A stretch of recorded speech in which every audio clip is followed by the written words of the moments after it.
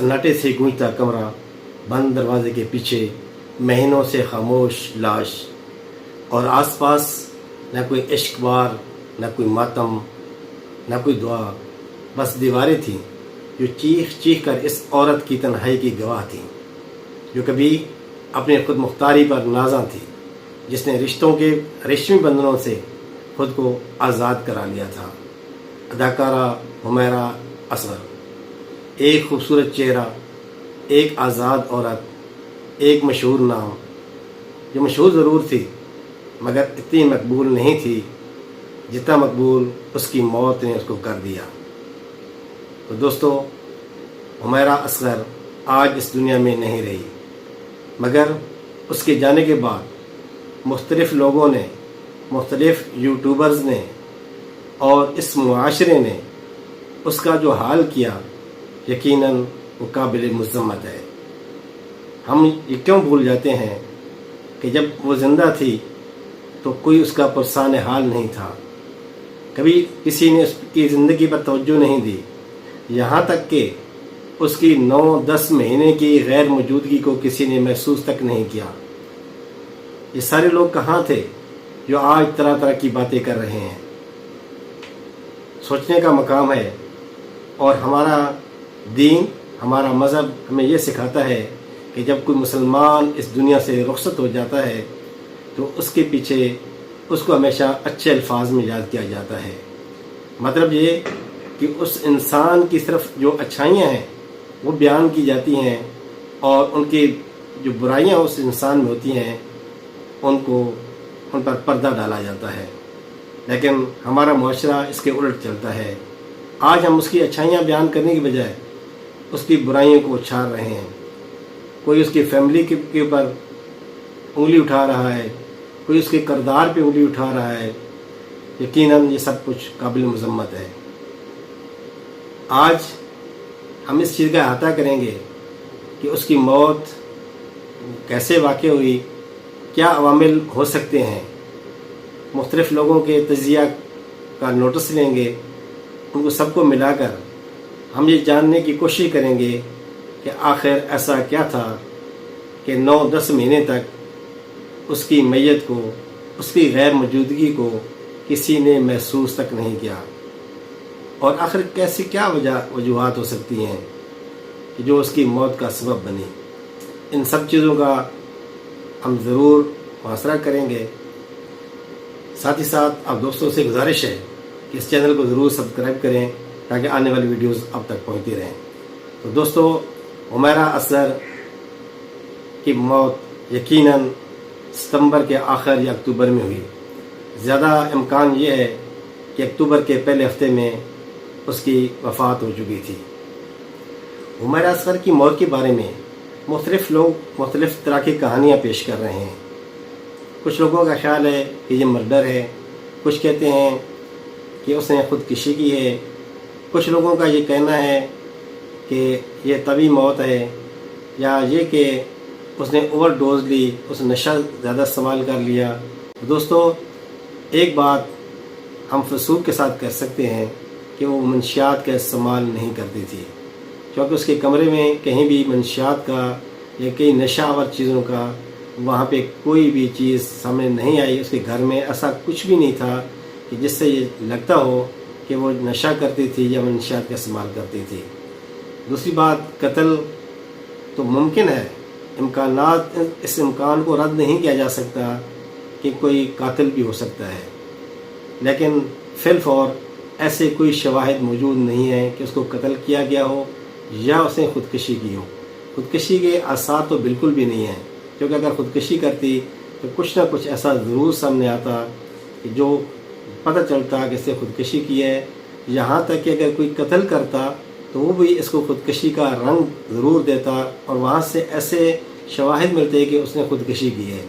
लेकिन ऐसा भी नहीं है, तो इसका मतलब यह है कि उसको कत्ल भी नहीं किया गया।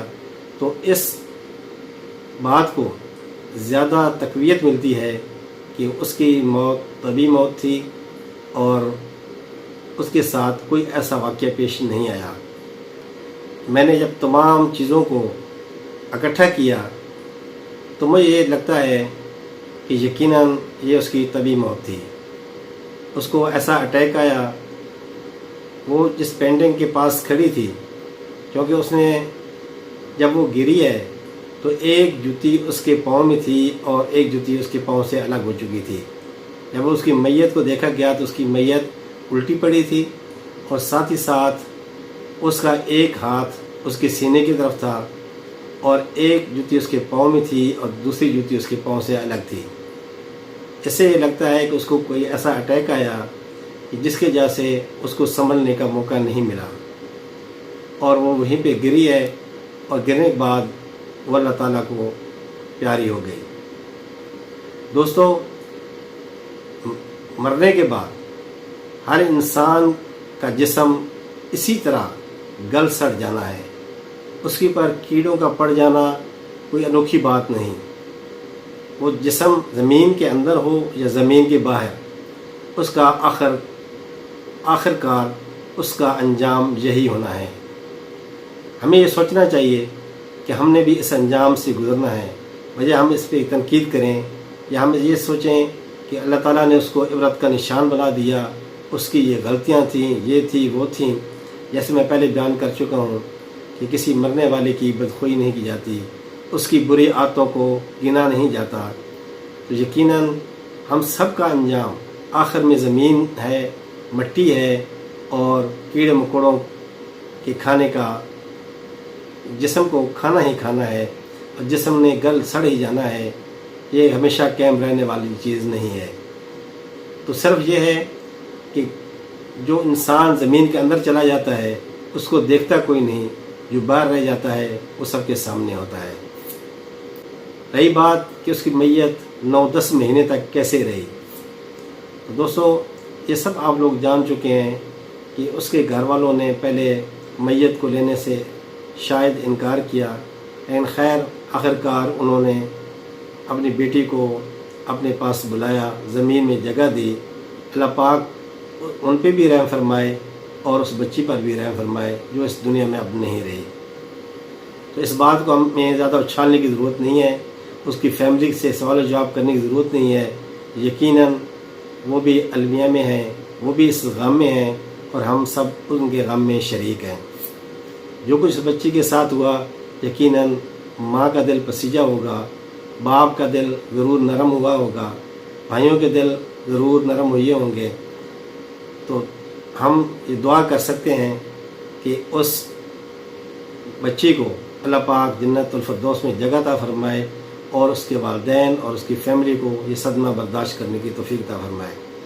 ساتھ ہی ساتھ دوستو یہ بیان کرتا چلوں کہ حمیرہ اصغر اپنے خاندان سے الگ ہو کر اداکاری کا شوق پورا کر رہی تھی۔ وہ اس شوق میں بہت آگے نکل چکی تھی۔ اس نے ماشاءاللہ بہت اچھے ڈرامے بھی کیے، بہت اچھی اداکاری بھی کی۔ ایک الگ فلیٹ میں رہتی تھی، اس کے جو مالک مکان ہے، اس فلیٹ کا جو مالک مکان ہے وہ 2018 میں اس فلیٹ میں رہ رہی تھی، اور اوائل ہی میں مالک مکان کے ساتھ اس کی کچھ انبن ہو گئی۔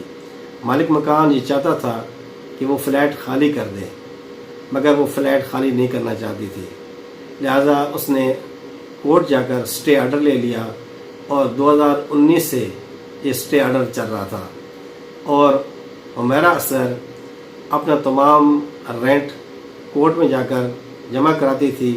کبھی وہ 2 مہینے کا، کبھی 1 کا، کبھی 3 کا یا 4 کا، جب جو اس کے پاس مہیا ہوتا تھا وقت کے حساب سے وہ پیسے جمع کرا دیتی تھی۔ لیکن مئی 2024 کے بعد اس نے یہ رینٹ ادا نہیں کیا، جس پر تقریباً اگست 2024 میں مالک مکان نے اس پر قبضہ چھڑانے کے لیے کورٹ سے رجوع کیا اور کیس کر دیا۔ یہ کیس تقریباً 1 سال ہونے والا ہے، تقریباً 10 مہینے یہ کیس چلتا رہا، 10-11 مہینے یا سال ہونے والا ہے، یہ کیس چلتا رہا، اور مختلف نوٹس دیے گئے، یہاں تک کہ حمیرہ اصغر کے فلیٹ کے باہر اس کے دروازے پر کئی نوٹس جو کورٹ کے نوٹس ہیں وہ آویزاں کیے جا چکے تھے اور اب بھی موجود ہیں۔ آخرکار جب حمیرہ اصغر कोर्ट में पेश न हुई तो कोर्ट ने एक तरफा फैसला सुनाते हुए उसके फ्लैट को खाली करने का हुक्म दिया। लिहाजा पुलिस एहलकार वो फ्लैट खाली कराने के लिए जब वहाँ पे पहुँचे, जब उन्होंने दरवाजे तोड़कर अंदर दाखिल हुए तो देखा कि हुमैरा असर की लाश ज़मीन पर पड़ी थी, जो कि काफ़ी पुरानी लग रही थी। दोस्तों, पोस्टमार्टम रिपोर्ट के मुताबिक ये लाश 8 से 10 महीने पुरानी है। पोस्टमार्टम रिपोर्ट में उसके बालों का तजिया किया गया, उसके दांतों का तजिया किया गया और उससे ये साबित हुआ कि ये लाश जो थी तकरीबन 8 से 10 महीने पुरानी थी, यानी कि हुमैरा असर की मौत तकरीबन अक्टूबर में वाक़या हो चुकी थी। अब उसकी तदफीन के मामलात थे तो अल्लाह ताला के फज़ल करम से उसके वालिद ने ये ज़िम्मा अपने ले लिया। शुरू की कुछ ख़बरें हौसला अफजा नहीं थी, लेकिन खैर हम उसकी फ़ैमिली में, उनकी फ़ैमिली के बारे में कोई बात करना नहीं चाहते और कोशिश हमारी यही है कि उस बच्ची की बुराइयों की बजाय हम उसकी अच्छाइयाँ बयान करें। तो दोस्तों, आखिरकार वो मनो मट्टी नीचे चली गई, लेकिन हमारे लिए बहुत सारे सवालात छोड़ गई। ऐसे सवालात जिनके जवाबात हम ढूंढें तो ज़रूर मिलेंगे। इसके लिए हमें अपने गिरबान में झांकना होगा, हमें देखना होगा कि हम खुद क्या कर रहे हैं, क्या हम उससे ज़्यादा अच्छे हैं, क्या हमारे पास गारंटी है कि हम जब कब्र में जाएंगे तो हमारे साथ कीड़े मकोड़े का ये मामला नहीं होगा, या हमारे पास क्या गारंटी है कि हमें कब्र भी नसीब होगी या नहीं। उसको तो 10 महीने बाद कब्र नसीब हुई। ऐसे लोग भी हैं जिनको सारी ज़िंदगी कब्र नसीब ही नहीं होती। बहुत सारे ऐसे हमारे सामने हैं। कई लोग दरियाओं में बह जाते हैं, समुंदर के में बह जाते हैं, उनकी लाशें तक नहीं मिलती, या कई की लाशें मिलती हैं तो गली सड़ी मिलती हैं, लेकिन वो सारे दरपर्दा क्या हो रहा है हमें कुछ पता नहीं। हमारे पास कोई गारंटी नहीं कि हमारे साथ क्या होने वाला है। हम उससे बेहतर हैं तो कैसे बेहतर हैं, ये हमें सोचना होगा। अगर हम बेहतर नहीं हैं तो हमें सोचना होगा कि हम कैसे बेहतर बन सकते हैं। क्या अल्लाह पाक के हुज़ूर जब हम पेश होंगे तो हमारे क्या हालात होंगे, इस बारे में हमें सोचना होगा। हमें अपने आक़िबत के बारे में सोचना होगा। और बच्चों से ये गुजारिश है कि अपने वालिदैन का एहतराम करें, अपने वालिदैन की कभी भी किसी बात से इनकार मत करें। अपने वालिदैन का कहा मानें, उनकी इज़्ज़त करें, उनका एहतराम करें और उनसे मशवरा करके चलें। और इसी तरह आप बुज़ुर्गों से दरख्वास्त है कि अगर कोई बच्चे गलती करते हैं तो बच्चे हैं, उनको माफ़ कर देना ही बड़ाई है। बड़ापन यही है कि आप बच्चों को माफ़ कर दें, नहीं तो वो दलदल में धंसते जाएंगे और आखिरकार सदमा वालिदैन को ही उठाना पड़ता है, जिस तरह आज हुमैरा असर की वालिदैन को ये सदमा उठाना पड़ा। तो ये हमारे लिए ये सबक है। हम बजाय इस पे कि हम इस पर आवाज़ें कोसें, हम मुख्तलिफ़ तबसरे करें। हमें बेहतर ये है कि हम अपने गिरबान में झांकें, हम अपना तस्फिया करें, अपने बारे सोचें कि हमने क्या करना है। उम्मीद है आपको ये वीडियो पसंद आई होगी। अगर वीडियो पसंद आई हो तो दूसरे दोस्तों में ज़रूर शेयर करें और इस चैनल को सब्सक्राइब भी ज़रूर करें। बहुत बहुत शुक्रिया। अल्लाह हाफ़िज़। अस्सलामु अलैकुम व रहमतुल्लाहि व बरकातुहू।